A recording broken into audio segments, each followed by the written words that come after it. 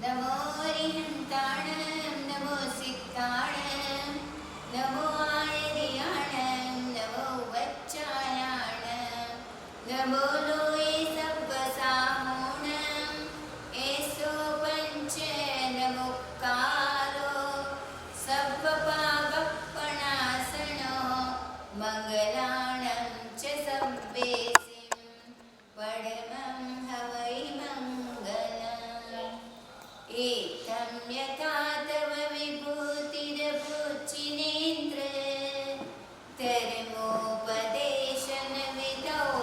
न तथा परस्य यात्रिप्रभातिनकृत रहतान्धिकारा तादृक्कुतो ग्रहगणस्य विकासिनोऽपि अज्ञानतिमिरान्तानां ज्ञानाञ्जनशलाकया नेत्रोन्मीलितं येन तस्मै श्रीगुरवे नमः। श्रीगौतम स्वामिने नमः। श्रीसुधर्मा स्वामिने नमः। श्रीहीनसुरी जगद्गुरवे नमः। श्रीरब्धि गुरवे नमः। श्रीविक्रम गुरवे नमः। श्रीराजयश गुरवे नमः।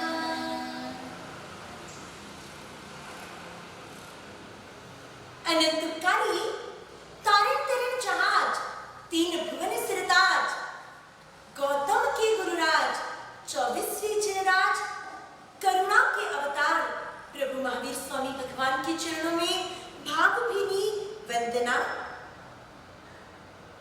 श्री लब्धि विक्रम गुरु कृपा प्राप्त परमोपकारी गुरुदेव कच्छाधिपति आचार्य प्रवर श्रीमद विजय राजयश सुरेश्वर जी महाराज साहब के चरणों में श्रद्धा सभर वंदना। परमोपकारी महान शासन प्रभाविका प्रवर्तनी गुरुवर्या पूज्य वाचम यमाश्री जी महाराज साहब बेन महाराज साहब के चरणों में श्रद्धा सभर वंदन।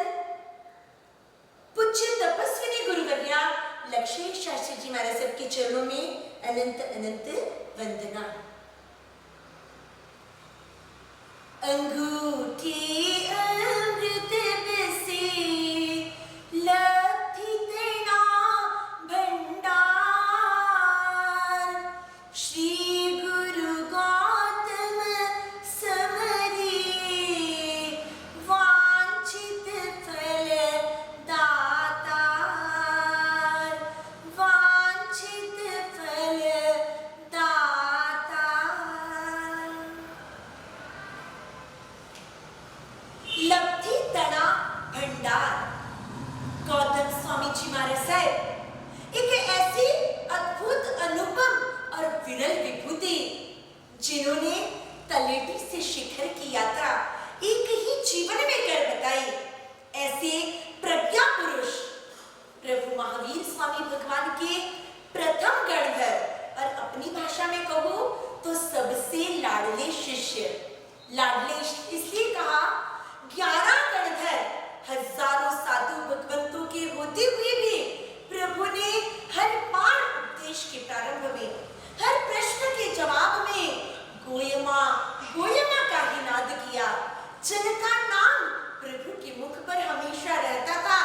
ऐसे परम विनय रूप लब्धि के भंडार गुरु गौतम स्वामी जी महाराज के जीवन के कई पहलुओं पर चिंतन करने का और उन गुणों को आत्मसात करने का पुरुषार्थ आज आप और हम सब मिलकर करेंगे। लब्धि तणा भंडार ये जो पद है ना स्तुति का, वो बोलते ही दिमाग में ऐसा लगता है कुछ बरस रहा है, कुछ अच्छा अच्छा बरस रहा है। लेकिन अच्छा अच्छा क्या, कौन सी लब्धि हमारे जीवन में बरसे, ये हम चाहते हैं। एकदम दिल पर हाथ रखकर जो हकीकत है, जो सच है, वही कहिएगा। कौन सी लब्धि बरसे, धन की लब्धि या धर्म की लब्धि? हाँ, ये बात और है कि प्रवचन श्रवण करते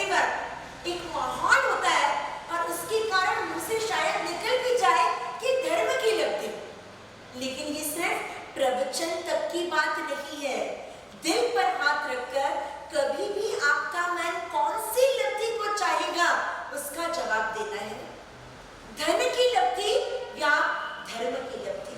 गुरु गौतम तो लब्धि के भंडार है। उनकी कृपा से हमें भी वो लब्धि मिल सकती है, लेकिन शर्त ये है कि उनकी जैसी योग्यता हमें प्रकट करने की जरूरत पड़ेगी। गौतम स्वामी जी की योग्यता और हमारी योग्यता, उनकी पात्रता, उनका लेवल, उनका स्तर, और कहाँ हमारी पात्रता, हमारा लेवल, हमारा स्तर है। हम गौतम स्वामी जी जैसे? कहाँ मेरू पर्वत और कहाँ छोटी सी चींटी। आपको पता है ऊंट होता है ना, ऊंट, वो पहाड़ के पास जाने से घबराता है। क्यों घबराता है? ऊंट का क्या नुकसान पहुंचा देगा पर्वत? ऊंट को अहंकार होता है कि मेरे जैसा बड़ा और ऊंचा कोई नहीं, क्योंकि ऊंट जहां विचरण करता है या ऊंट जहां पाए जाते हैं ना, वहां सबसे बड़ा ऊंचा प्राणी ऊंट ही होता है। उस क्षेत्र में, रेगिस्तान आदि के क्षेत्रों में ऊंट ही सबसे बड़ा प्राणी होता है, और उसका ये जो अहंकार, मैं सबसे बड़ा हूं, ये पहाड़ के पास जाने पर, पर्वत के समीप जाने पर उसके अहंकार को चोट पहुंचती है कि अरे पर्वत तो मुझसे भी बड़ा है, पर्वत तो मुझसे भी ऊंचा है, पर्वत तो मुझसे भी मजबूत है। इसलिए ऊंट अक्सर पर्वत के समीप जाना भी अवॉइड करता है। उसके अहंकार पर चोट नहीं लगनी चाहिए। वो अपने अहंकार को पालता है, पोसता है कि मैं ही सबसे बड़ा हूं, मैं ही सबसे ऊंचा हूं। कहीं हमारा भी मन उस ऊंट जैसा तो नहीं? अब उसने अपने से बड़े, अपने से महान, अपने से गुणवान व्यक्ति के पास जाने में हम कतराते हैं कि मेरी जो एक छवि लोगों के मन में बैठी है, वो छवि कहीं हिल ना जाए।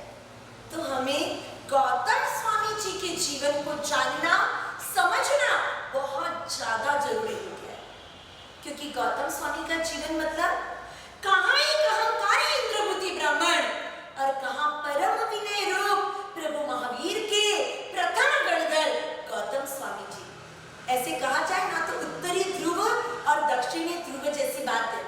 दोनों बिल्कुल बिल्कुल विपरीत दिशाएं। एक था अहंकार का पर्वत और दूसरा था समर्पण का सागर। कहाँ दोनों का मेल बैठता है, लेकिन फिर भी बैठा हूं मैं मेल गौतम स्वामी जी के जीवन में। ऐसे ही लब्धि के भंडार नहीं बने, उनके विनय ने उनके जीवन में शक्तियों का, लब्धियों का विकास करने में महत्वपूर्ण भूमिका निभाई। गौतम स्वामी जी नाम कहते ही एक मंगल की भावना मन में छा जाती है। देखिए, नूतन वर्ष होता है, नया साल होता है, दिवाली के नेक्स्ट डे कार्तिक सुदी एकम, गुजराती में जिसे बेस्तु वर्ष, नया साल। उस नए साल के दिन मंगल के लिए क्या बोला जाता है, क्या गाया जाता है? गौतम स्वामी जी का रास। मतलब नूतन वर्ष का प्रथम मंगल जिनके पवित्र नाम से शुरू होता है, वो गौतम स्वामी जी भगवान। और जीवन का, पूरे वर्ष का अंतिम मंगल दीपावली की रात, लक्ष्मी पूजन, शारदा पूजन आदि करते हैं, और तब चोपड़ा पूजन की बारी आती है। बही खातों पर कुमकुम से स्वस्तिक बनाना, चीटी करना, शुभ लाभ लिखना, और फिर शुरू होता है गौतम स्वामी जी ने लब्धि हो। जो क्या लिखते हैं? गौतम स्वामी की लब्धि हो। ये पूरे वर्ष का अंतिम मंगल, मतलब प्रारंभिक मंगल भी गौतम स्वामी, नए साल में गौतम स्वामी का रास, और वर्ष का अंतिम मंगल गौतम स्वामी ने लब्धि भी। जो कह रहे हैं कितना पवित्र, कितना पावन आपका जीवन, इसीलिए उतना ही पवित्र और उतना ही पावन आपका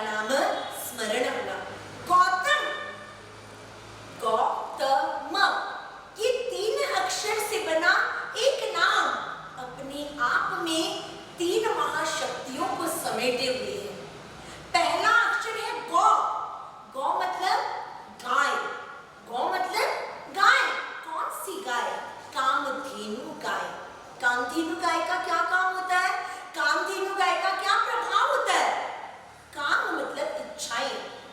सारी इच्छाओं को परिपूर्ण कर दे ऐसी प्रभावशाली दिव्य शक्तियों से संपन्न गाय को कहा जाता है कामधेनु गाय। गौतम स्वामी जी ने गौ मतलब कामधेनु गाय की सारी दिव्यता, सारा प्रभाव समाया हुआ है। दूसरा अक्षर है त। त मतलब तरु। तरु मतलब वृक्ष। कौन सा वृक्ष? कल्पतरु मतलब कल्प वृक्ष। कल्प का भी मतलब होता है इच्छाएं। इच्छाओं को पूर्ण करने वाला वृक्ष मतलब कल्प वृक्ष। कल्प वृक्ष का प्रभाव, कल्प वृक्ष की दिव्य शक्तियां जिनमें समाई है, वो है गौतम स्वामी जी महाराज। और तीसरा अक्षर है म। म से मणि। कौन सा मणि? चिंतामणि। चिंतामणि जो चिंताओं को चूर करता है और मनोवांछित को पूर्ण करता है। चिंता मतलब चिंतन। चिंतन मतलब विचार। आपकी जो इच्छाएं हैं, आपके मन में जो विचार है, उन सारी विचारों को साकार कर दे, इच्छाओं को परिपूर्ण कर दे। ऐसा मणि, ऐसा रत्न चिंतामणि रत्न कहलाता है। चिंतामणि रत्न की सारी विशेषताएं, सारी दिव्य शक्तियां जिनमें समाई है, ऐसे है हमारे गुरु गौतम स्वामी जी महाराज। गौ से कामधेनु गाय, त से तरु कल्पवृक्ष, म से मणि चिंतामणि रत्न। इन तीनों की दिव्य शक्तियां जिनमें समाई है, ऐसे गौतम स्वामी जी महाराज को भावभीनी वंदना। गौतम स्वामी जी की माता का नाम पृथ्वी देवी। पृथ्वी नाम था। चिंतन करने पर एहसास होता है कि गौतम स्वामी जी ने अपनी माता का जो नाम था ना, उसके सारे गुणों को जीवन में आत्मसात कर लिया था। पृथ्वी धरती। धरती का संस्कृत में एक पर्यायवाची नाम है, समानार्थी शब्द है सर्वम सहा। मतलब जो सब कुछ सह लेती है, जो सब कुछ समा लेती है, रिएक्शन नहीं करती, सहनशील सत्वशील होती है पृथ्वी। माँ का नाम पृथ्वी था। गौतम स्वामी जी पृथ्वी जैसे समतावान और सहनशील बन गए। पिता का नाम वसुभूति था। पिता का नाम वसुभूति था। वसुभूति का अर्थ होता है कुबेर, धन दौलत का राजा, धन दौलत का स्वामी कुबेर। और सच कहूं, अद्भुत अनुपम गुण संपत्ति के स्वामी गौतम स्वामी जी ने अपने पिता के नाम को संपूर्ण रूप से अपने जीवन में साकार और सार्थक कर दिखाया। माँ का नाम पृथ्वी, पिता का नाम वसुभूति। धन्य माता जिने उदरे धरिया, धन्य पिता जिने कुले अवतरिया। धन्य हो गई वो माँ जिसकी कुक्षी में गौतम स्वामी जी जैसी दिव्य आत्मा का अवतरण हुआ। धन्य हो गए वो पिता जिनके कुल दीपक के रूप में गौतम स्वामी जी पधारे। धन्य माता जिने उदरे दरिया, धन्य पिता जिने कुले अवतरिया, धन्य गुरु जिने दीक्षिया दी।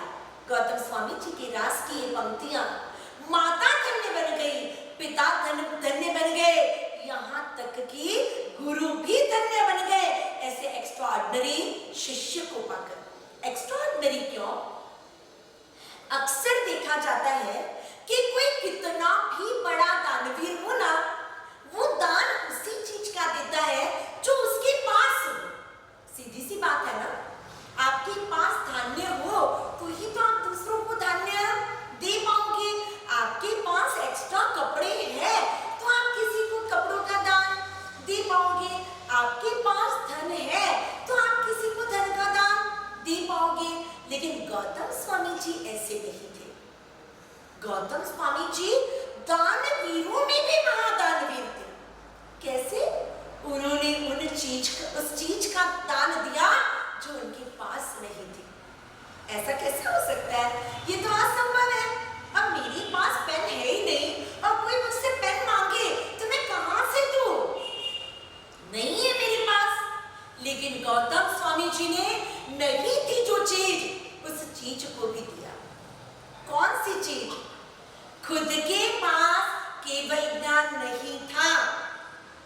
प्रभु के प्रति राग इतना एक्सट्रीम लेवल का था कि उन्हें केवल ज्ञान नहीं हो रहा था। प्रभु के निर्वाण की बात केवल ज्ञान हुआ, लेकिन प्रभु की उपस्थिति में खुद के पास केवल ज्ञान नहीं था। फिर भी 1, 2, 5, 10, 50, 100 नहीं, 50,000 शिष्यों को दीक्षा दी गौतम स्वामी जी ने। और गौतम स्वामी जी जिसे भी दीक्षा देते उस हर व्यक्ति को केवल ज्ञान हो जाता था। ये तो ऐसी बात हुई कि खुद के पास तो है नहीं और दूसरों को प्रभावना बांट रही है। खुद के पास केवल ज्ञान नहीं था, खुद तो तरसते थे, तड़पते थे, प्रभु के पास गिड़गिड़ाते थे, प्रभु मुझे केवल ज्ञान कब होगा? लेकिन प्रभु तो जो सत्य है, जो वास्तविक स्थिति है, वो ही दर्शाते हैं, क्योंकि ये तो वितराग है।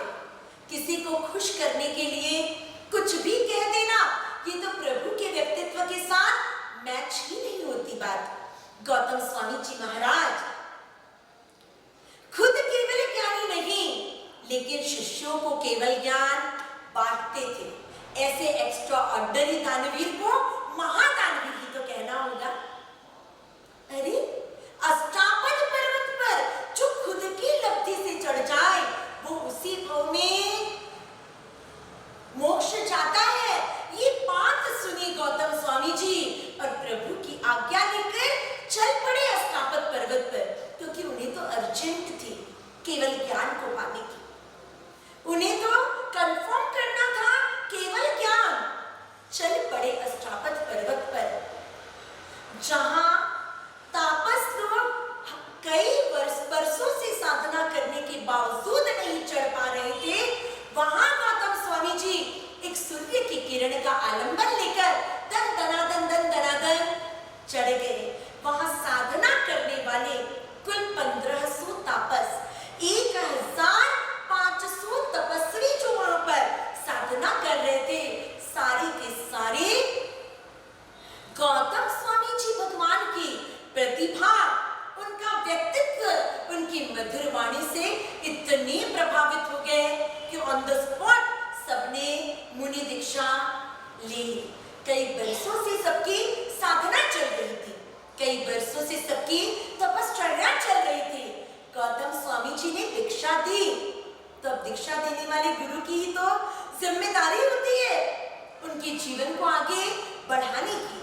गौतम स्वामी जी अष्टापद पर्वत की यात्रा करके जब नीचे उतरते, तब दीक्षा देने के बाद सभी नूतन दीक्षित मुनि भगवंतों को पारणा कराने के लिए गोचरी वारने जाते। अब नूतन दीक्षित को तो आइडिया नहीं है कैसे वारने जाए, क्या वारे क्या ना वारे। गुरु खुद को गोचरी वारने गए और क्या हुआ?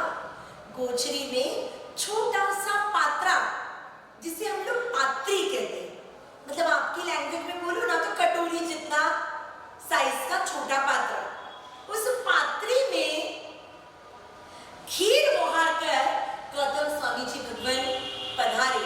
अब क्वांटिटी है एक कटोरी जितनी और वापरने वाले, पारणा करने वालों की संख्या है 1500, 1500 नूतन दीक्षित मुनि। एक कटोरी खीर में कितने लोगों का पारणा हो सकता है? एक व्यक्ति का भी पूरा नहीं। दूसरी सारी आइटम स्वाद अलग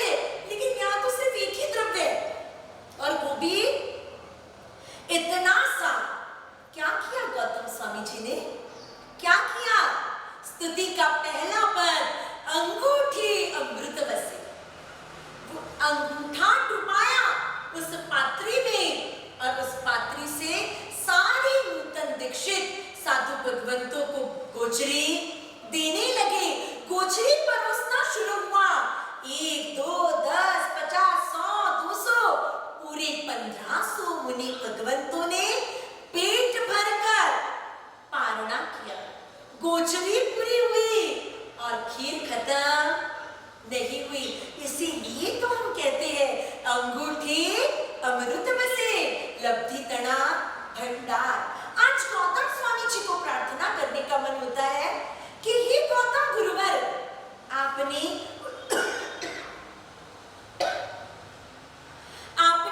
उस खीर को अंगूठी का स्पर्श किया, वो खीर अक्षय हो गई, वो खीर अनंत बन गई। मतलब उसका अंत ही नहीं हो रहा है, निकलते जा रही है, निकलते जा रही है, अक्षय हो गई, उसका क्षय ही नहीं हो रहा है, नाश ही नहीं हो रहा है, निकलते जा रही है, निकलते जा रही है। आपके अंगूठे के स्पर्श से खीर अक्षय बन जाती है। हे गौतम गुरुवर, काश आप मुझे भी उस अंगूठे का स्पर्श करा दो, मैं भी अक्षय अमर अजय अजर निरंजन निराकार पद को पालू। कृपा तो कर ही सकते हैं इतने। अंगूठा अगर खीर को स्पर्श हो सकता है तो क्या हमें नहीं हो सकता? एक भावना, एक श्रद्धा गुरु गौतम के चरणों में विनती करने के लिए प्रेरित करती है और अंदर से आवाज आती है, अक्षय बनने के लिए किसी पर परावलंबी मत बनो, आत्मनिर्भर बनो। आत्म साधना करोगे, आत्म संशोधन करोगे, आत्मचिंतन करोगे तो सिद्धत्व प्राप्त हो सकता है। गुरु गौतम स्वामी का परिचय प्रभु महावीर से किन स्थितियों में हुआ? कितनी विषम और विचित्र स्थिति थी। इंद्रभूति गौतम बहुत जबरदस्त वेद वेदांतों के विद्वान पंडित थे, ब्राह्मण थे, यज्ञ कर रहे थे और वहां देखा आकाश में देवताओं के विमान आ रहे हैं। खुश होकर खड़े हैं बाहर इंद्रभूति गौतम कि मेरे यज्ञ से प्रभावित होकर ये सारे देव यहाँ आ रहे हैं। और जब देखा कि गाड़ी मेरे घर के सामने नहीं रुकी, आगे बढ़ गई, ये तो बाईपास रोड ले लिया उन्होंने। देव विमान हमारे यज्ञ मंडप के पास नहीं उतर रहे, कहीं आगे बढ़ गए। पूछा लोगों को, ये देव विमान कहाँ जा रहे हैं? पब्लिक भी जा रही है कहीं गांव के बाहर किसी एक दिशा में, कहाँ जा रहे हो? लोगों ने बताया, केवल ज्ञानी सर्वज्ञ वितराग 24वें तीर्थंकर प्रभु महावीर पधारे हैं। ज्ञान बहुत था लेकिन ज्ञान पचा नहीं था, इसलिए ज्ञान का अजीर्ण मतलब अहंकार हो गया था। इंद्रभूति गौतम ने कहा, हो ही नहीं सकता, सर्वज्ञ तो मैं हूं, सब कुछ जानने वाला तो मैं हूं। ये महावीर ये कोई जादूगर होगा, ये कोई मायावी होगा, ये कोई धूर्त होगा, ये कोई इंद्रजालिक होगा जिसने वशीकरण के आधार पर सबको ये विश्वास दिला दिया कि वो सर्वज्ञ है, ताकि मैं नहीं मानता कि मेरे रहते दूसरा कोई सर्वज्ञ हो सकता है। अहंकार एकदम एक्सट्रीम लेवल का था, एकदम जबरदस्त अहंकार था।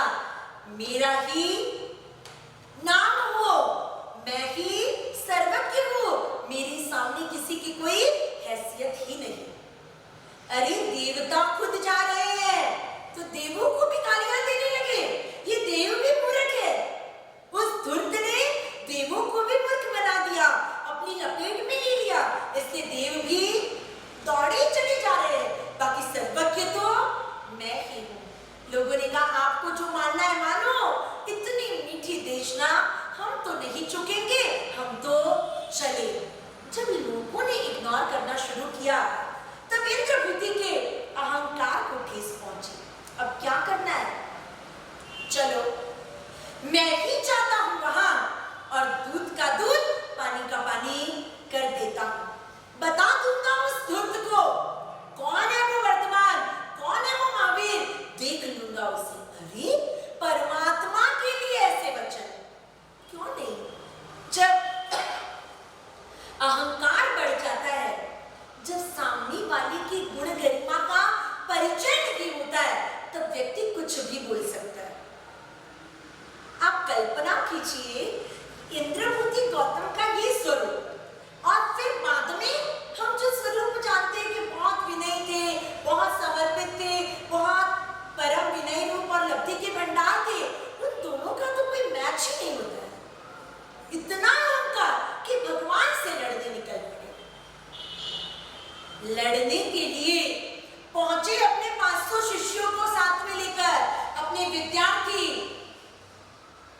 जय जयकार कर रहे हैं सारे विद्यार्थी कि इंद्रभूति गौतम सब कुछ जानने वाले, परम विद्वान, विद्या मार्तंड, वेद दिवाकर, बड़ी बड़ी पदवियों के जयघोष हो रहे हैं। और उस समय जब गौतम, इंद्रभूति गौतम जब प्रवेश करते हैं समव शरण में, समव शरण की शोभा देखकर मन में हो रहा है वाह वाह, इतना बड़ा इंद्रजालिक है ये, इतना बड़ा जादूगर है कि कुछ ही क्षणों में इतना शानदार समव शरण भी बनवा लिया इसने देवों से। है तो बड़ा जोरदार कॉम्पिटिटर, चलो मजा आएगा। समान लोगों की भिड़त होती है ना तो मजा आता है, एक उत्साह होता है, चलो मजा आएगा करके पैर रखते हैं इंद्रभूति गौतम समव शरण में। प्रभु तो सर्वज्ञ है, प्रभु तो वितराग है। ये सारी बातें कि ये धूर्त है, इंद्रजालिक है, जादूगर है, मायावी है, कपटी है, ये सब प्रभु के सामने नहीं कही गौतम ने। लेकिन प्रभु तो केवल ज्ञानी है, उनको तो सब कुछ पता था। लेकिन जैसे ही इंद्रभूति प्रवेश करते हैं समव शरण में, प्रभु पहला शब्द कहते हैं, हे इंद्रभूति सुखेन समागतोसि। इंद्रभूति सुखपूर्वक आए, आओ। देखिए गुरु गौतम के जीवन में ना बहुत अटपटी चीजें, लेकिन बहुत मजेदार चीजें। परमात्मा महावीर से प्रथम मिलन, प्रथम परिचय, प्रभु ने कहा गौतम आओ। और परमात्मा महावीर से जीवन का अंतिम मिलन, परमात्मा के निर्वाण कल्याणक के पहले प्रभु ने क्या कहा, गौतम जाओ। क्यों? प्रभु को पता था कि गौतम को मुझ पर जो राग है, जो प्रेम है, अटूट स्नेह है, वो राग ही उसके केवल ज्ञान में बाधा उत्पन्न कर रहा है। इसलिए प्रभु ने अंतिम अवस्था में गौतम स्वामी जी को बाजू के गांव में एक देव शर्मा नाम के ब्राह्मण को प्रतिबोध देने के लिए, मतलब समझाने के लिए भेज दिया था। गौतम जाओ। ये परमात्मा का अंतिम शब्द था गौतम स्वामी जी के साथ वार्तालाप का, और पहला शब्द था जीवन में जब पहली बार मिले थे तब गौतम आओ। सुखेन समागतोसि, सुखपूर्वक आ गए। झटका लगा गौतम को, अरे ये सचमुच में तो कहीं सर्वज्ञ नहीं, इनको कैसे पता कि मेरा नाम गौतम है। लेकिन फिर अहंकार ने फुफकार लगाई, अरे गौतम तुझे कौन नहीं जानता, तू तो महाविद्वान, पूरे भारत भूमि में तेरे नाम का डंका बजता है, तू क्या सोच रहा है? ये तो सब जानते हैं तो ये तो जानेगा ही। फिर अहंकार से छाती चौड़ी कर गौतम स्वामी जी, जो कि अब तक इंद्रभूति गौतम है, पहुंचते हैं प्रभु के पास। और प्रभु उनकी मन की शंका जो उन्होंने जीवन में कभी किसी को नहीं कही थी, आत्मा है या नहीं, आत्मा नित्य है या अनित्य, ये जो शंका थी ना गौतम ने कभी किसी को बताई नहीं थी। क्योंकि मन की शंका किसी के सामने रखने से वाले को लगेगा कि अरे इसे तो ये पता नहीं है, ये जानता नहीं, तो ये सर्वज्ञ कैसा। अपनी छवि को सर्वज्ञ के रूप में टिकाए रखने के लिए अज्ञान पसंद रखा उन्होंने, लेकिन अज्ञान को, संशय को कभी प्रकट नहीं किया। प्रभु ने वेद के ही वचनों के आधार पर इंद्रभूति को समझाया कि जो तुम्हारी मान्यता है, जो तुम्हारा संशय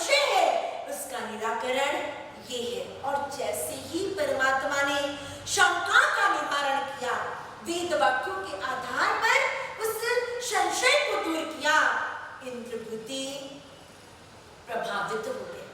देखिए, अहंकार बहुत था लेकिन कपट नहीं था। अहंकार बहुत था लेकिन बेईमान नहीं थे। अगर बेईमान होते ना तो कह देते, अरे मुझे तो सब पता है, तुम क्या हो बोलने वाले, तुम कौन हो।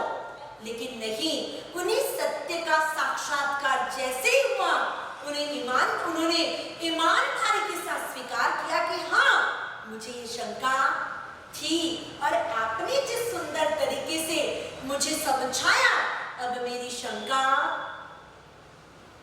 दूर हो चुकी है। भगवान मम मुंडाविह, भगवान मम पप्पाविह, भन्ते मम भीषम समप्पेह।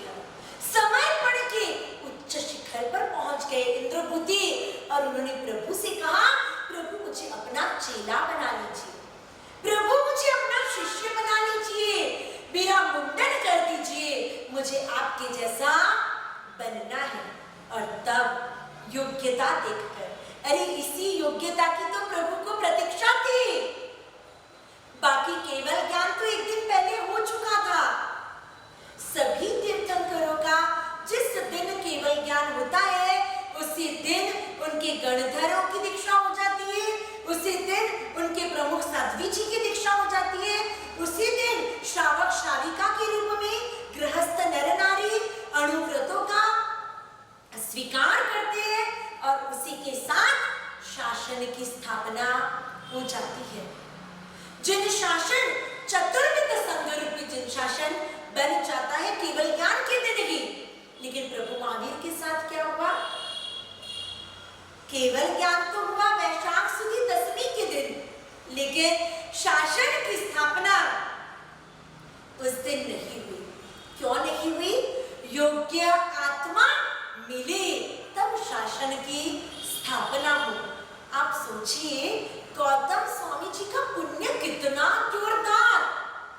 ट्रेन पूरी भर चुकी है, ट्रेन स्टेशन पर प्लेटफॉर्म पर आकर खड़ी है, टाइम हो गया निकलने का, फिर भी ट्रेन नहीं निकल रही। यात्री पूछ रहे हैं अधिकारियों को कि भाई सब लोग सब कुछ बराबर है तो फिर ट्रेन को क्यों नहीं चला रहे? तब टीटी जवाब देता है कि एक वीआईपी पैसेंजर आना बाकी है, वो वीवीआईपी है, इसलिए उसकी तो राह देखना ही पड़ेगा। प्रभु महावीर के लिए गौतम स्वामी जी वीवीआईपी पैसेंजर जैसे थे। जब तक वो नहीं आए तब तक शासन नाम की ट्रेन चलना शुरू हुई नहीं। कितना जबरदस्त पुण्य गौतम स्वामी जी का, कैसा गजब का सौभाग्य कि उनके लिए शासन स्थापना अटकी हुई थी। जैसे ही योग्यता का उदय हुआ, परमात्मा को प्रार्थना की और प्रभु ने जहां सुखम कहकर दीक्षा प्रदान की, मस्तक पर वास निक्षेप होता है और गणधर भगवंत के रूप में गौतम स्वामी जी इस जिन शासन के, प्रभु महावीर के शासन के प्रथम साधु के रूप में दीक्षित होते हैं। वाह, अब तक तो था घमंडी, अकड़ू, अहंकारी इंद्रभूति गौतम, और अब दीक्षा लेते ही बिल्कुल विपरीत। कहते हैं ना, जितना बॉल ज्यादा उछलेगा ना ऊपर तक, उतनी ही स्पीड में नीचे आएगा। बिल्कुल गौतम स्वामी जी के साथ ऐसा ही हुआ। उनका अहंकार जितना ज्यादा उछला, समर्पण उतनी ही जल्दी स्पीड में प्रभु के चरणों तक पहुंच गया। समर्पित हो गए गौतम स्वामी जी। गौतम आओ से शुरू हुई ये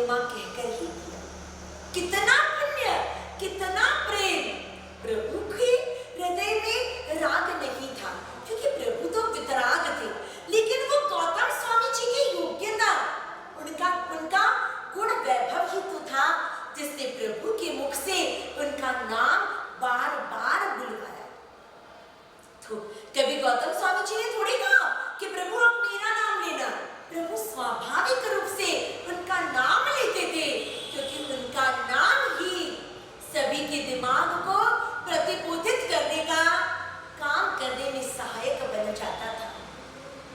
गौतम स्वामी जी से प्रार्थना करेंगे कि आप इतने जबरदस्त बने कि आपने 50,000 लोगों को प्रतिबोध दिया। आप हम पर तो थोड़ी कृपा कीजिए गौतम स्वामी जी, एटलीस्ट हम अपने आप को तो प्रतिबोध दे सके, हम स्वयं तो प्रतिबोध पा सके। इतनी तो करुणा हम पर कर दो, क्योंकि दूसरों को प्रतिबोध देने का तो एक अलग विषय है, लेकिन हम खुद ही प्रतिबोध नहीं पाते।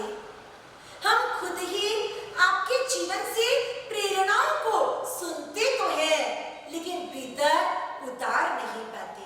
आज लब्धि तना भंडार इस विषय पर चिंतन करते हुए संकल्प करना है कि गौतम स्वामी जी के गुणों का एक अंश तो हमें अपने जीवन में उतारना ही है। गौतम स्वामी जी प्रभु के चरणों में आकर अहंकारी से परम विनयी के रूप में कन्वर्ट हो गए। चलो अपन कन्वर्ट हो या ना हो, एटलीस्ट डाइवर्ट तो हो ही सकते हैं। अहंकार की जो यात्रा हमारी चल रही है फुल स्पीड में, कम से कम डाइवर्ट तो हो जाए, थोड़ा तो अहंकार कम करे, थोड़े तो भी नहीं बने। गुरु गौतम लब्धि तना भंडार है, ध्यान से सुनिएगा, लब्धि तना भंडार है, बिल्कुल सचमुच वो भंडार बने। क्या किया उन्होंने? लब्धियों को पाया तो सही, लेकिन कभी लब्धियों का प्रदर्शन नहीं किया, कभी लब्धियों का शो ऑफ नहीं किया उन्होंने। इसलिए वो वास्तविक रूप में लब्धि के भंडार थे, लब्धि के शोरूम नहीं थे। और अपनी पर्सनालिटी कैसी है? Showroom personality. इतना भी होगा ना तो लोगों को दिखाएंगे, देखो मेरे पास रूप है, देखो मेरे पास बुद्धि है, देखो मेरे पास धन है, देखो मेरे पास सत्ता है, देखो मुझ पे टैलेंट है। लोगों को न दिखे, लोग तारीफ न करें तो हमें अपने पास रही हुई चीज भी अच्छी नहीं लगती। अपने पास रहा हुआ टैलेंट भी हमें सार्थक नहीं लगता जब तक लोग न देखे, लोग तारीफ न करें। ये हमारी है शोरूम पर्सनालिटी। हम शोरूम में रख देते हैं, हाँ देखो मुझ में ये है, हाँ देखो मेरे पास ये है। लेकिन गुरु गौतम लब्धि तना भंडार, भंडार बनकर बैठे, कभी प्रदर्शन करने की, शो ऑफ करने की इच्छा तक की नहीं। इसीलिए वो लब्धि के भंडार बने। अपने जैसे होते ना तो लब्धि के भंडार कभी बनते ही नहीं। देखिए, किसी के शरीर में कैंसर की गांठ हो तो डॉक्टर कैंसर की गांठ का ऑपरेशन करके उस गांठ को निकाल देते। केमोथेरेपी की भी 5-6 साइकिल्स पूरी हो जाए, व्यक्ति स्वस्थ हो जाए, फिर भी अगर कैंसर का कोई सूक्ष्म कोशिका भी अगर अंदर रह जाए तो दोबारा कैंसर डेवलप होने की पूरी पॉसिबिलिटीज होती है। कितना भी एक्सपर्ट सर्जन हो, वो 100% गारंटी नहीं दे सकता है कि मैंने एक बार ऑपरेशन किया तो जिंदगी में कभी तुम्हें दोबारा नहीं होगा। लेकिन देखिए प्रभु महावीर कितने एक्सपर्ट सर्जन थे कि उन्होंने इंद्रपुति गौतम के मन में अहंकार रूपी कैंसर की गांठ का ऐसा ऑपरेशन किया, ऐसा जबरदस्त ऑपरेशन किया कि जिंदगी में कभी दोबारा वो अहंकार रूपी कैंसर की गांठ डेवलप नहीं हो पाई। प्रभु भी जबरदस्त, प्रभु के शिष्य भी जबरदस्त, गुरु प्रभु महावीर भी जबरदस्त और शिष्य गौतम भी जबरदस्त। गुरु चेले की इस जोड़ी ने इस जनशासन पर जो उपकार किया है ना, वो उपकार हम कभी नहीं भूल सकते। महावीर प्रभु के चरणों में नमन और गौतम स्वामी जी भगवान के चरणों में नमन। गौतम स्वामी जी भगवान जबरदस्त बुद्धि के स्वामी, चार ज्ञान थे उनमें, मति ज्ञान, शुद्ध ज्ञान, अवधि ज्ञान और मना पर्यव ज्ञान।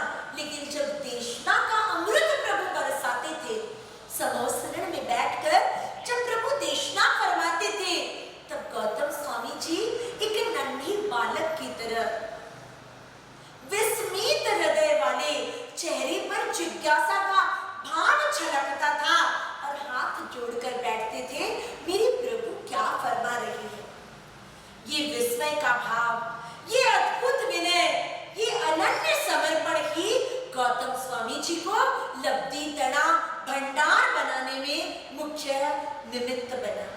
हम भी बन सकते हैं गुरु गौतम जैसे। ये सारी बातें सिर्फ कान को सुख देने के लिए नहीं सुनना है, ये सारी बातें जीवन में उतारकर हमें शाश्वत सुख के भोक्ता बनना है।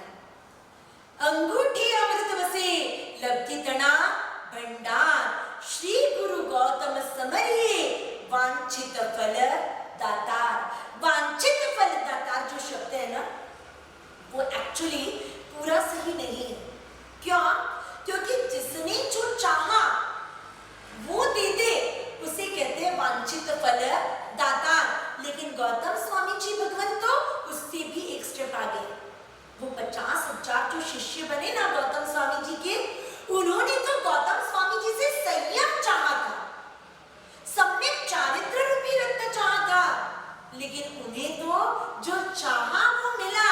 उसके साथ कहते हैं ना by one get one free, वैसे ही पाया, मतलब चाहा संयम, और संयम के साथ साथ मिला केवल ज्ञान भी फ्री में।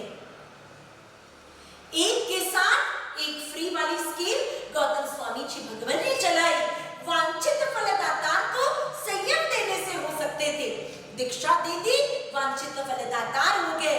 उन्होंने जो चाहा वो उनको मिल गया।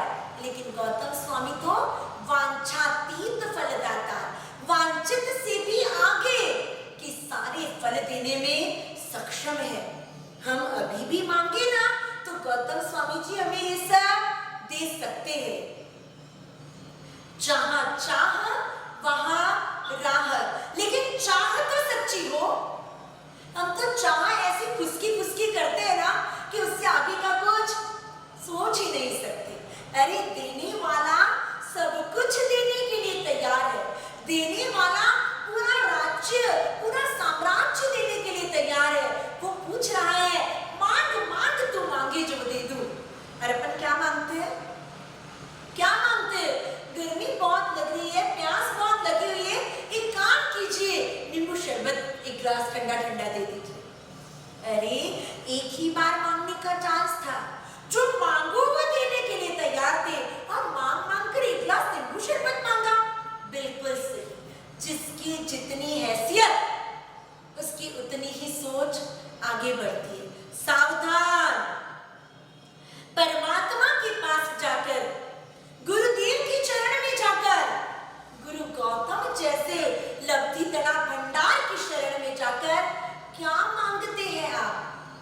क्या मांगते हैं?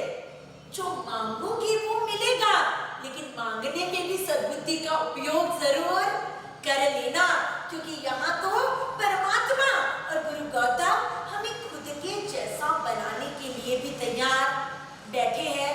बस जरूरत है हमारी दृढ़ इच्छा शक्ति की कि क्या हम चाहते हैं उनके जैसा बनना। हमने प्रारंभ में ही देखा, गौ से कामधेनु गाय, त से कल्पवृक्ष कल्पतरु और म से चिंतामणि रत्न, तीनों दिव्य शक्तियां, तीनों पदार्थों का सारा प्रभाव गुरु गौतम में समाया हुआ है। अब लेने के लिए हमारी झोली कितनी सक्षम है, ये हम पर निर्भर करता है। गुरु गौतम के जीवन में उतार चढ़ाव बहुत आए।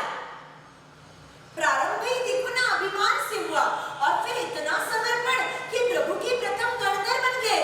लेकिन उसके बावजूद आनंद श्रावक को मिच्छामी दुक्कड़म देने के लिए प्रभु ने गौतम स्वामी जी को भेजा कि आपको सामने से जाना होगा और आनंद श्रावक को मिच्छामी दुक्कड़म कहना होगा। एक्चुअली बात श्रावक की संपन्नता या उसके रुतबे की नहीं थी,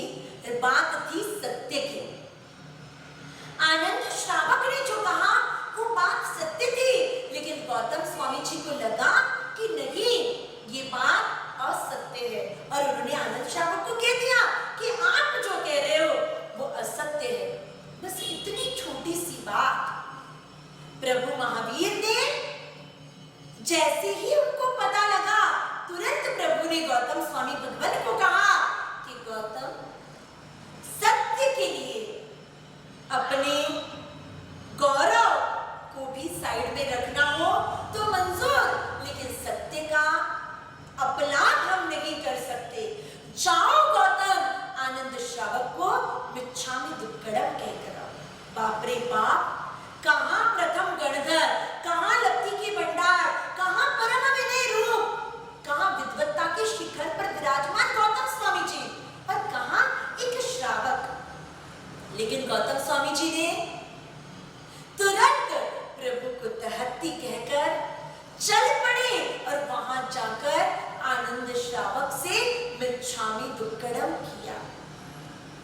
अपने को तो ऐसा कोई बोले तो हाँ, आएगा आनंद श्रावक उपाश्रय में तो हम बोल देंगे उसको मिच्छामि दुक्कडम, बाकी इतना क्या उसे, इतना क्या महत्व देने की जरूरत है?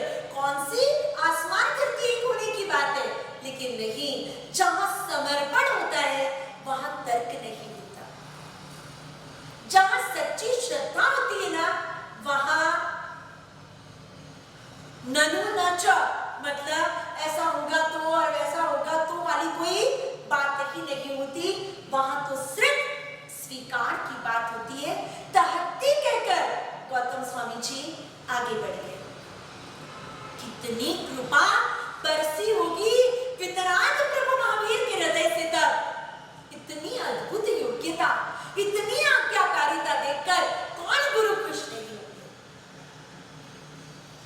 लेकिन गौतम स्वामी जी ने दीक्षा लेने से पहले जो प्रभु के बारे में अगड़म बगड़म बातें की थी, वो याद जब आती होगी गौतम स्वामी जी को, तो कितनी शर्मिंदगी लगती होगी ना।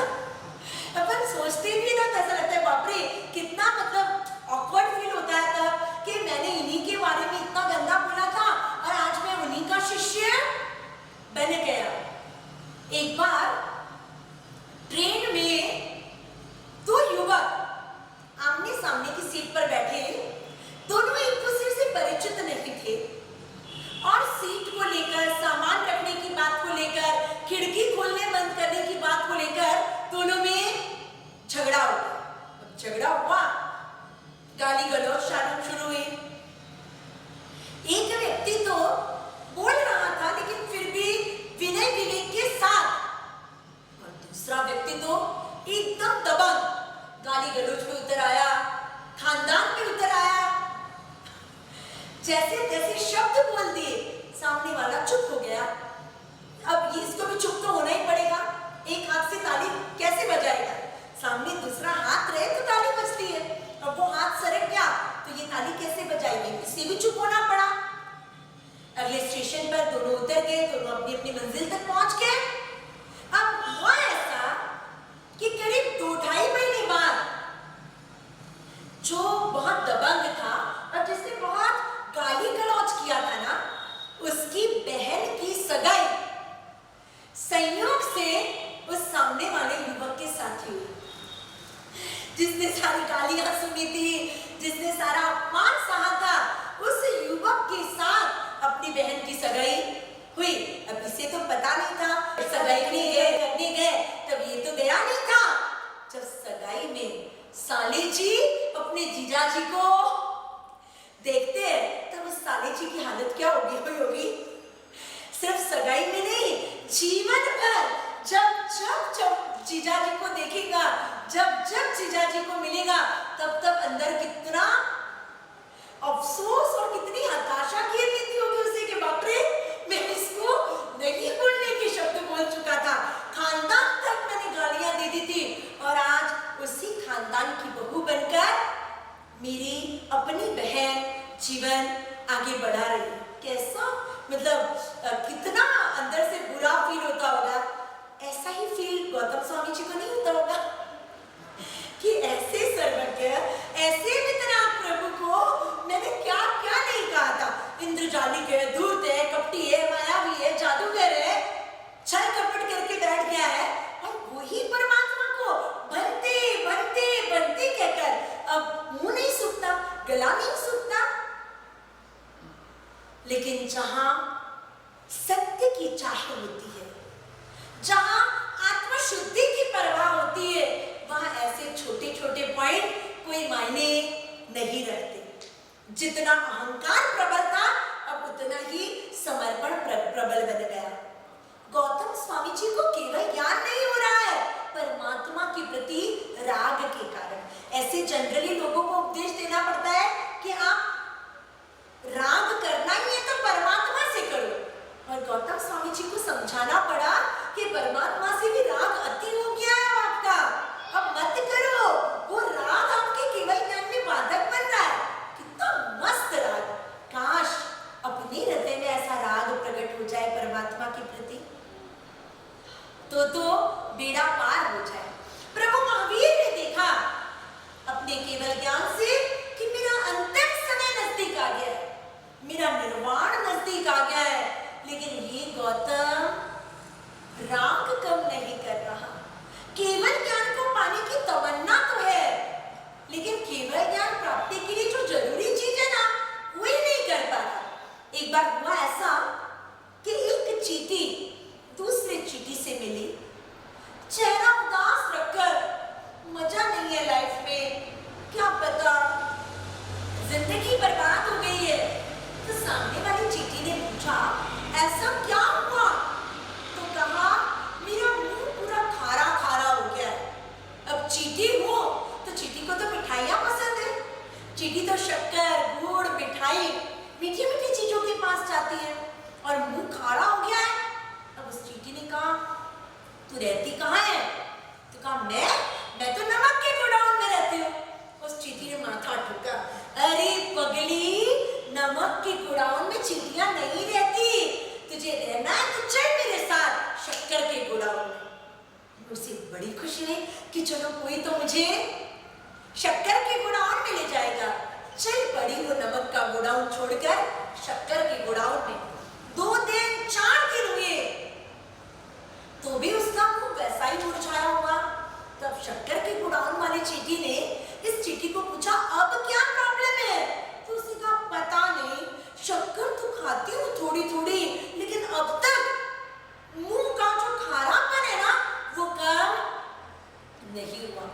चींटी कहती, ऐसा तो हो ही नहीं सकता, 2-4 दिन बीत गए और अब तक मुंह का खारापन नहीं जा रहा है, तो शक्कर तो बराबर खाती है कि नहीं? उसने कहा, खाती तो हूँ, लेकिन खारापन नहीं जा रहा। तभी उस सामने वाली चींटी के दिमाग में एक विचार आया, और उसने कहा, तेरा मुंह खुलकर तो बता। और जैसे ही चींटी ने अपना मुंह खोला, पता चला कि मुंह के एक तरफ अब तक उसने नमक की एक डली को दबाकर रखा है। अब जब तक नमक की डली दबाई हुई रहेगी मुंह में, तब तक मुंह का खारापन कैसे जाएगा?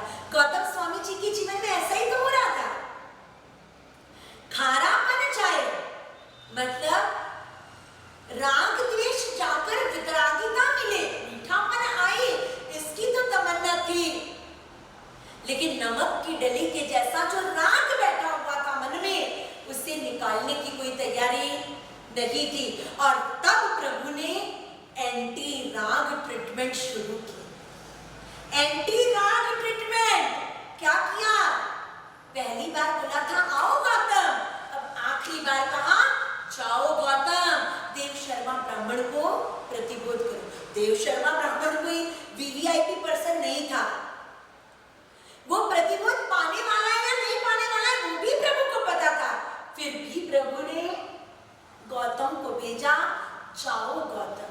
गौतम स्वामी जी ने तो प्रभु के चरणों में रहकर कभी अपने विशिष्ट ज्ञानों का उपयोग ही नहीं किया। मति ज्ञान, शुद्ध ज्ञान ठीक है, बाकी अवधि ज्ञान और मनोवैज्ञानिक ज्ञान का उन्होंने कभी उपयोग ही नहीं किया। अरे जो अपनी लब्धियों का उपयोग नहीं करे, वो इंसान कैसे अपने परम ज्ञानी परमात्मा के सामने अपने ज्ञान का उपयोग करेगा? उन्होंने तो तहत्ती कहकर विहार शुरू किया। यहाँ 16 प्रहर तक, कुल 48 घंटों तक चौविहार बेले के तपस्वी परमात्मा निरंतर अमृतवाणी देशना फरमाने लगे। 48 घंटे की उस 16 प्रहर की देशना के अंत में प्रभु की आत्मा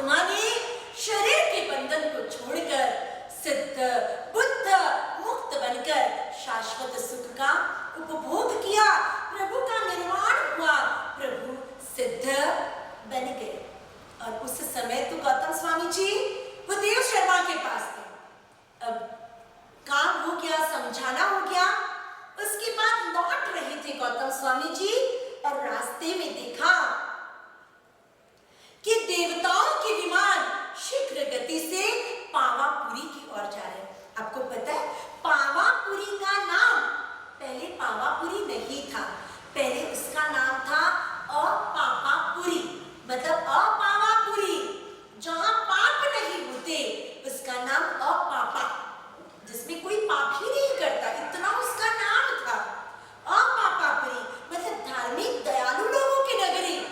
लेकिन जब प्रभु का निर्वाण हुआ तब लोगों ने कहा इस अपापापुरी ने हमसे हमारे भगवान को छीनकर बहुत बड़ा पाप किया, इसलिए अब इसका नाम अपापा नहीं, अब इसका नाम पापापुरी रख दो। और उसी पापापुरी का अपभ्रंश हुआ। अपभ्रंश मतलब गांव की भाषा में, देसी भाषा में उसका ट्रांसलेशन हुआ पावापुरी। और उस पावापुरी नगरी की ओर देवताओं के विमान को जाता हुआ देखकर जब गौतम स्वामी जी को पता चला कि मेरे प्राण, मेरे आधार, मेरे परमात्मा मोक्ष में चले गए। अपन बोलते मोक्ष में निर्वाण, लेकिन जिसे विरह हुआ उसके लिए तो वो मृत्यु ही थी। मेरे परमात्मा मुझे छोड़कर चले गए। और गौतम स्वामी जी एक नन्हे बच्चे की तरह विलाप करने लगे, प्रभु आपने मुझे अंतिम समय में दूर भेजा, मैंने क्या गलती की थी? क्या मैं आपका पल्लू पकड़ लेता? क्या मैं आपके पीछे लग जाता? मैंने क्या पाप किया? मैं तो जिंदगी भर भनते भनते कहकर आपके चरणों में रहा और भगवान आपने मुझे धोखा दिया। और तब मन ने चिंतन शुरू किया कि अरे धोखा प्रभु ने नहीं दिया, धोखा तेरे अपने दोष दे रहे हैं। राग प्रभु को नहीं था, प्रभु तो पहले से वितरागी थे, रागी तो तू था। और ये हुई तेरे जीवन की एंटी राग ट्रीटमेंट। राग के महल को इतना बड़ा भूकंप का झटका लगा कि कुछ ही पलों में वो राग का महल, वो राग का किला ध्वस्त हो गया। और उसी समय विलाप करते करते गौतम स्वामी जी को विशिष्ट ज्ञान, केवल ज्ञान प्रकट हो गया। बोलिए श्री गौतम स्वामी जी महाराज की जय। अद्भुत और अनुपम गौरव गाथा गुरु गौतम स्वामी के जीवन की प्रेरित करती है हमें संकल्प करने के लिए कि हम अगर चाहे तो हम भी गौतम स्वामी जी के गुण रूपी खजाने में से कुछ रत्न तो अपने पास रख ही सकते हैं। तो आइए लब्धि तड़ा भंडार गुरु गौतम को प्रार्थना करेंगे कि आप वांछित फलदातार हो। गुरुदेव हमें भी अपनी वांछित फल अर्थात मोक्ष की दिशा में आगे बढ़ने का संबल प्रदान करें, शक्ति प्रदान करें। आपकी लब्धियों में से एक धर्म लब्धि भी हमारे जीवन में आ जाए, जिससे हम भी आत्मा से परमात्मा सके। प्रभु की कृपा हम सभी के जीवन में मंगल का सर्जन करे। कल का विषय शासन का शंखनाद। इस जिन शासन को हमने पाया, प्रभु महावीर जैसे परमात्मा मिले, गुरु गौतम जैसे गुरुदेव मिले। अब हमें करना होगा शासन का शंखनाद। कैसे करें, क्यों करें, इन सारी बातों पर चिंतन कल के प्रवचन में किया जाएगा। प्रभु महावीर की कृपा आप सभी पर बरसे, आप सबका जीवन मंगलमय कल्याणमय बने, यही शुभ भावना। बोलिए शिव शंकर पार्षद भगवान